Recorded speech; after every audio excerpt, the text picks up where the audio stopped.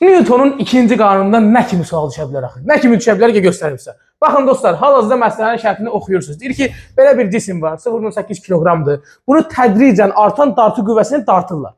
Və 3 Newtonluq sürtünmə qüvvəsi səthdə var. Və bizə bir dənə qrafik verir ki, dartı qüvvəsinin gedən yoldan astığı qrafiki 4 Newtondan 6 Newtona qədər artanda 5 metr yol gedir. Və bizə sualda soruşur ki, əgər 5 metr yol gedəndə, həmin 5 metr getdiyi an, momentdə bunun sürəti nəyə bərabər olar? Çox qəşəng sualdır. İkinci qanundan iş bölməsinin dərsidir. Olimpiyada 2023-cü ildə Respublika Olimpiyada düşmüş sualdır. Gəlin baxaq bu sualın izahına. Əvvəla biz nəyi bilirik? Baxın, ən əvvəldən gəlin gedək.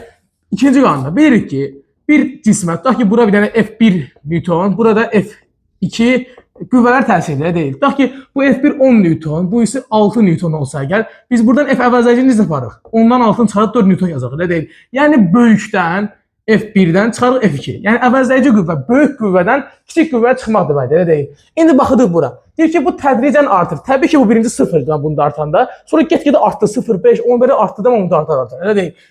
Əgər bu hərəkətə başlayır, F qüvvəsi sürtünmə qüvvəsindən böyükdür ki, bu hərəkətə başlayır.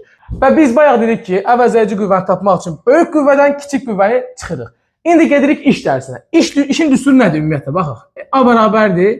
F vurulsun, S vurulsun, kosinüs alfadır, elə deyil. İndi burada kosinüs alfadıq, dərəcə zat söhbəti yoxdur, elə biz bunu nəzərə almırıq, Fs-dən gedirik. A bərabərdir Fs olanda, F-in S-dən asılılığında A bilirik ki, fiqurun sahəsinə bərabərdir, elə deyil. Amma bu F hansı F-dir? F əvəzləyicidir. Ona görə də sualın ümumiyyətlə qəşəng eləyən hissəsi odur ki, buradakı sahəni tapmırıq. Çünki bu F dartı qüvvəsidir. Biz əvəzləyici qüvvəni tapmalıyıq, ona görə də bu sualı tapmaq üçün mütləq əvəzləyici qüvvənin yoldan asılı qrafikini çəkməliyik. Yazırıq F əvəzləyici və S. İndi buraya bir 5 metr nöqtəsini gedirik, baxırıq.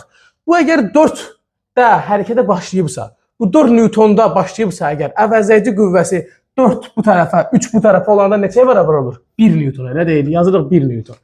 Və 6 Newton olub. 6 Newton yenə də 3 Newton. 6-dan 3-ü çıx. Neçə qaldı? 3 Newton, elə deyil. Demək, əvəzləyici qüvvə 1-dən 3-ə qədər artır 5 metr müddətində.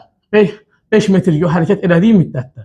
Demək, 5 hərəkət elədiyi müddətdə bu sahəni tapırıq. Buradan sahə nəyə bərabər olur? Yazırıq S bərabərdir trapesiyanın sahəsidir. A üstə B bölü 2 vurulsun H.